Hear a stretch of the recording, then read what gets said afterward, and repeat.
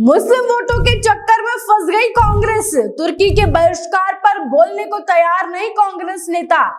सोचिए, यहाँ देश की सरकार, देश का हर नागरिक, देश के बड़े बड़े बिजनेसमैन जिनका लाखों करोड़ों का बिजनेस चलता है एक्सपोर्ट इंपोर्ट का तुर्की के साथ, सब मिलकर तुर्की का बहिष्कार कर रहे हैं क्योंकि तुर्की पाकिस्तान को भारत पर हमला करने के लिए हथियार दे रहा है, जिसके चलते पूरे देश में तुर्की को बॉयकॉट किया जा रहा है और देश का हर नागरिक इसके समर्थन में है और होना भी चाहिए, क्योंकि भारतीय लोग ऐसे देश में क्यों घूमने जाए, ऐसे देश से किसी भी तरह के संबंध क्यों रखें जहां की सरकार हमारे देश पर हमला करने के लिए पाकिस्तान को हथियार मुहैया करवाता है।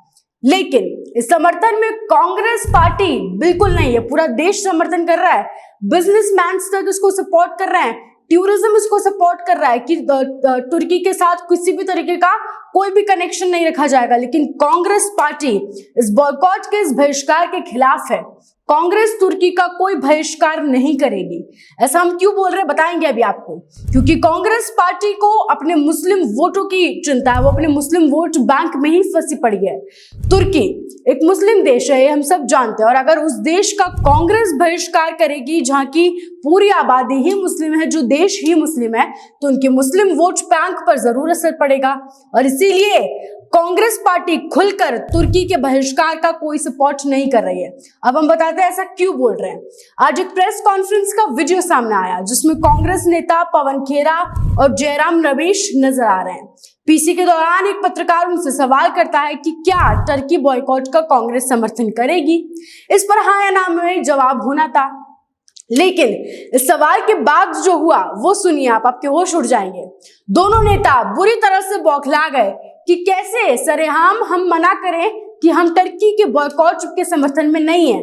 जयराम रमेश ने माइक को घुमा दिया कि पवन खेरा जवाब देंगे, पवन खेरा ने जयराम रमेश की तरफ माइक घुमा दिया कि ये जवाब देंगे, और किसी ने जवाब ही नहीं दिया। सोचिए आप, कांग्रेस नेता अपने वोट बैंक के लिए उस देश के विरोध में नहीं बोल सकते जो देश पाकिस्तान को भर भर कर हथियार दे रहा है, वो भी हमारे देश पर हमला करने के लिए। और वैसे कांग्रेस पार्टी पूरी दुनिया को दिखा रही है कि हम भारत सरकार के समर्थन में ऑपरेशन सिंदूर के लिए, लेकिन वो अपने मुस्लिम वोट बैंक के लिए, अपनी राजनीति के लिए एक देश के विरोध में नहीं बोल सकती है। जहां पूरा देश, बिजनेसमैन, सरकार सब तुर्की को बॉयकॉट कर रहे हैं, वहां कांग्रेस ऐसा नहीं कर रही क्योंकि उनके मुस्लिम वोट बैंक पर इसका सीधा सीधा असर पड़ेगा। खैर, इस पूरे मामले पर आप क्या राय रखते हैं कमेंट करके जरूर बताएं। जानकारी को शेयर जरूर करें और इसे तमाम अपडेट्स के लिए बने रहें राजस्थान उनके साथ।